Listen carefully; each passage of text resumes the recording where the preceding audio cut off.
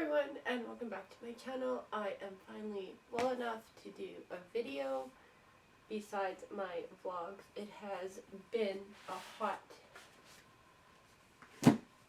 minute.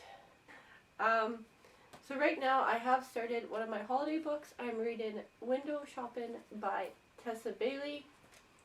So basically this is about a girl that just got out of jail.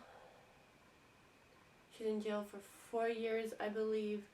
They held up a restaurant, or her friend thought it was a good idea, so they did that. And she just got out of jail, so she has a record, and she didn't think she'd be able to land a job right away because of her previous record. And then she goes to a store called Vivian. They have this nice display shop for the holidays. And she's just kind of looking at the window or whatever and thinking about ways she would change it. And then she meets, oh my gosh, Aiden. Then she meets Aiden, and he was asking her how he could change, or how she would change the window, blah blah blah. They have a conversation. You kind of read it and you're like, okay, this is really weird. But then you find out he's the owner of the store, and he hires her on a trial basis, and stuff escalates. This book is spicy level. The first, I think maybe halfway through the book, it's okay, and then by the time I get to almost page maybe 100-ish or a little, it starts to get spicy. And again, this book reminds me of her other book, My Killer Vacation, which is another book I did not care by Tessa Bailey.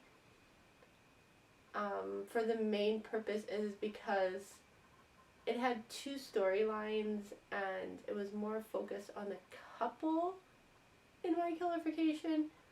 This one I like better than My Killer Vacation, but I would still give it a 3 out of 5 stars. And I still like Hook, Line, and Sinker, and It Happened One Summer by Tessa Bailey better. With that said, I still have 2 of her other books, Fix Her Up, and I don't know, I can't remember what the other one's called. I'm going to read those books. If you're into the spicy level spice romance books, I would definitely read My Killer Vacation and Window Shopping.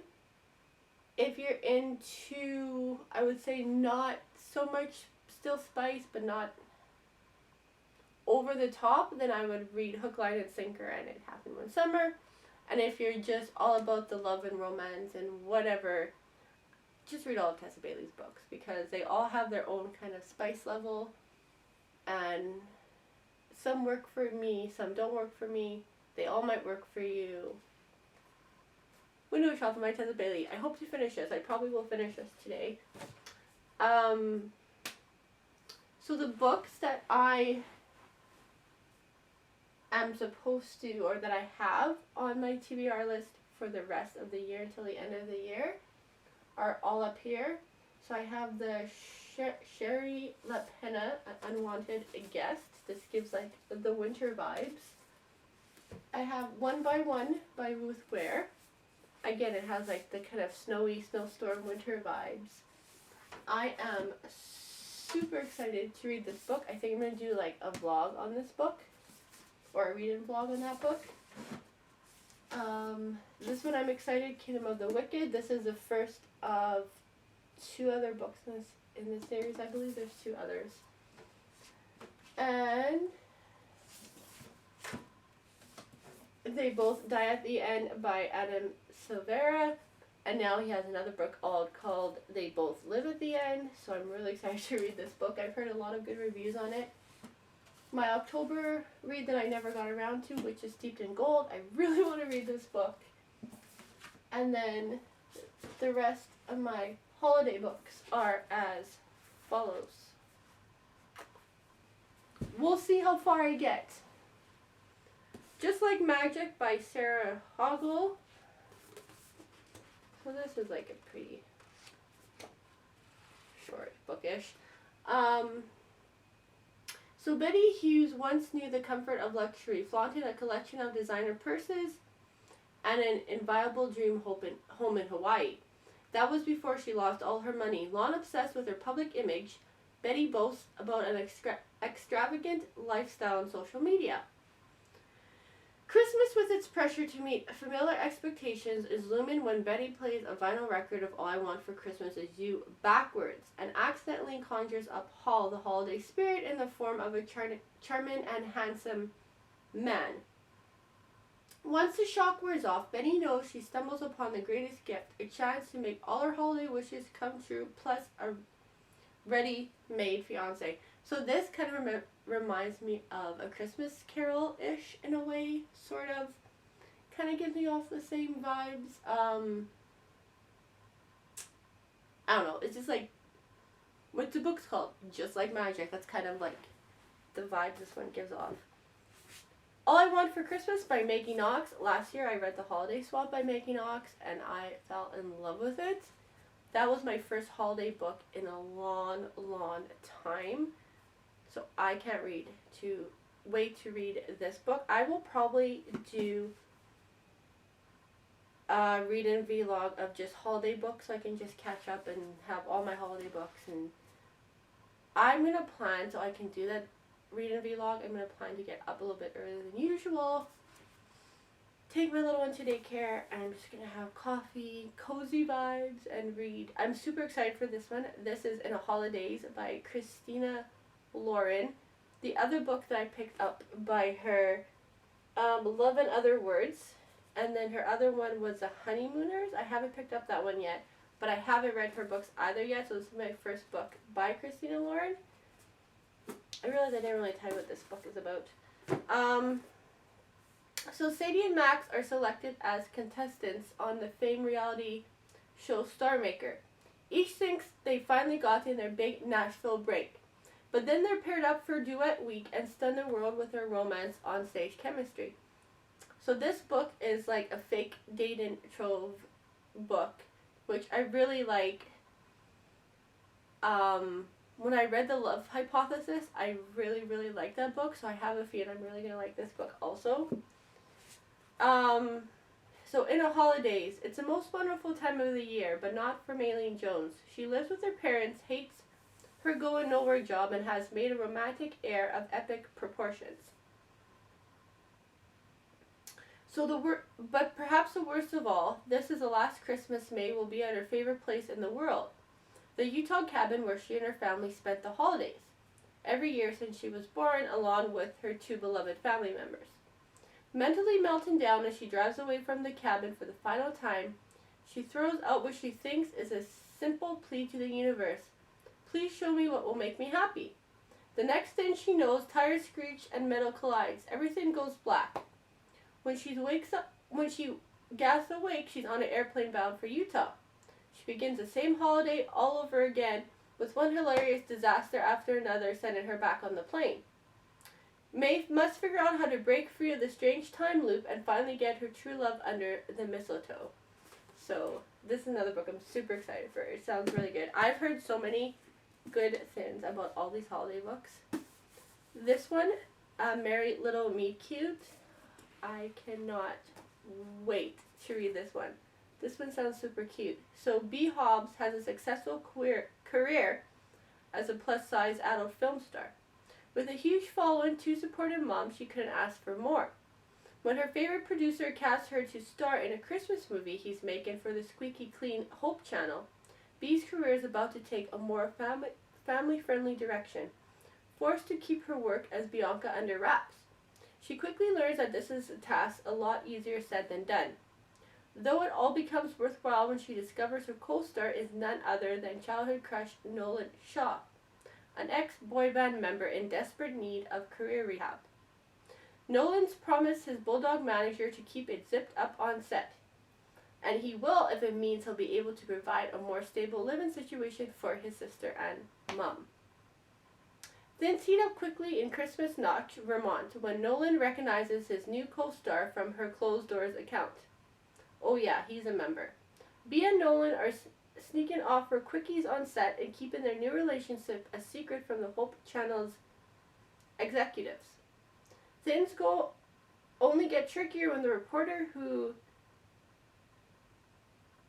doted Nolan's cinematic career comes snooping around and takes an instant interest in mysterious newcomer B. So super excited for this. And then the last one is called The Christmas Clash. 'Tis the season to be enemies, another enemies to lover books. I won't really go into much detail about this. So this is my Christmas book for the end of the season. Definitely going to do a reading vlog for these books and see how many I can read in the day. And yeah. I want to go into my end of the year book tag in this video also, because that was something else I did and I don't know what I did with the video. So let's jump into that book tag. Okay. So let's go into this book tag. Okay. So end of the year book tag says, are there any books you need to finish by the end of the year? So my holiday books that I showed you, and then also I would really like to finish these books. These ones, not so much, but I really want to finish They Both Die at the End, the Stephen King book, and The Witches Deep in Gold before the end of the year. Since holidays are coming up and I don't have to work, I would be able to stay up a little bit later, if I can, to try and finish these books. Maybe get up even a little bit earlier before one gets up so I can finish the books.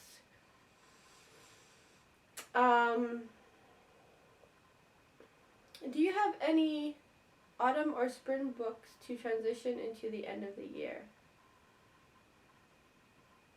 See, that's interesting because it's like almost winter. I guess my holiday books, the ones that I just showed you, like these ones would be my wintry themed holiday books, if that makes any sense.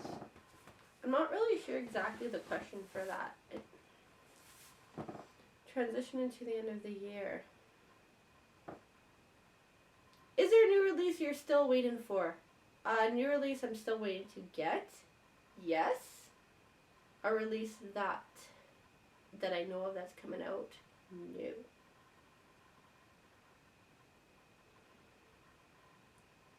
What are the 3 books you still want to read by the end of the year?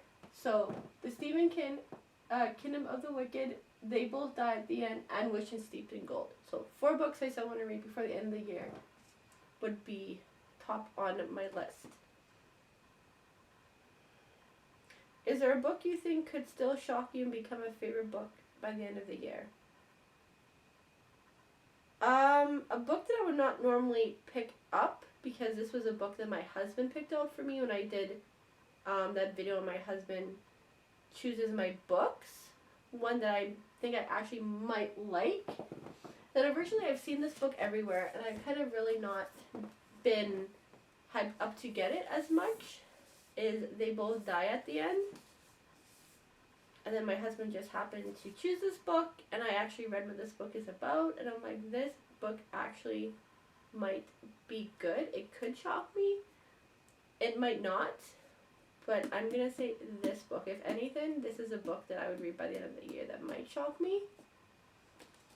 I don't think any of these other books really will. Maybe the new Stephen King book, Fairy Tale, because it's a different kind of book. Or it seems like it's a different kind of book than what he usually writes. It more seems of like a fantasy book than like his regular like horror thriller books that I'm used to, I guess. And that would be my second book by Stephen King, even though I have like a ton of his books. The only one I really read by him is It, which is like almost 1,000 pages. And that was before I really started to read more, and that book took me like a year to read. Because I was reading it because I wanted to finish it, but I also wasn't as, I don't know how to say it. I just didn't read as much, I guess, and I just kind of, thanks to Books Talk and Bookstagram and BookTube and all that, I kind of got into books again. I started to read more. Now I read over watch TV. Before I used to just like watch TV all the time or do other things, but now I read more, and I'm actually want to start a reading journal for 2023. So that's like another goal that I have, is to start my reading journal, which reminds me, I need to get my January template ready, which I have no idea what I'm going to do for that. That's besides the point. So, have you already started making reading plans for 2023? No. I have so many great books right now, like on that shelf, on my cart, on that shelf. I have books upstairs. I have books in here in my closet. And I think what I need to do, maybe before the end of the year, is make a video of where I just take all my books off my shelf, literally all my physical books, take them all off, and I literally go through them and see kind of where I am, because I know I have a lot of books that I bought 2 or 3 years ago that I have not touched yet. They're older books,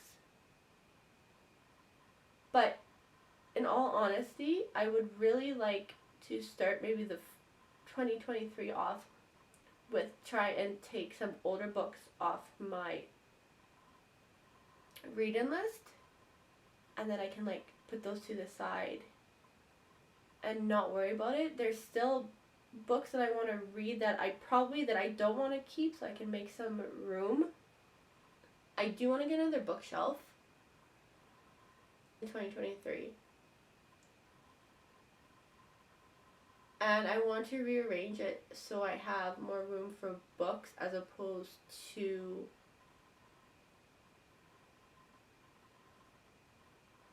what I have for my shelf space. I think if anything, I would get another bookshelf, put all my books on the shelf, and then I would change my kind of things that I collect and stuff to my other shelf. But then again, the problem with that is it's lower to the ground, and I could see my toddler getting at the stuff more, which is why I had to move certain things higher on my shelf, if that makes any sense.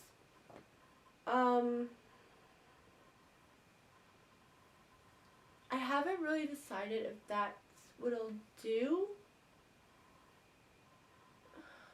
unless I get like some kind of shelf with like sliding doors or something. I don't know, like a display shelf, but even then she'll figure out how to open it, so it's really not going to make a difference, I guess is what I want to say, give or take. Bonus questions. Any series that you want to finish by the end of the year? No. I will not have time to start a series and finish it by the end of the year, for sure. But there is a series that I would like to start next year that's a new... There's lots of series I would like to start next year. But one of the series that I just bought was Six of Crows and the Crooked Kingdom. And then I want to read the Six of Bones series. Plus the other 5, 7 series that I have on my shelf that I need to read. Again, I need to go through the older books, because I know I'm still behind. I know I'm really behind on that. Any authors you want to try before the end of the year? I'm trying a lot of authors before the end of the year, okay? So I haven't read any of Shari LaPena books yet. I haven't read any Carrie Manis Cockalo books yet. Pretty much all these books are books minus the Tessa Bailey book of new authors that I never read before. Originally, I wanted to read a Sarah J. Maas book before the end of the year. I will see you guys in my next video.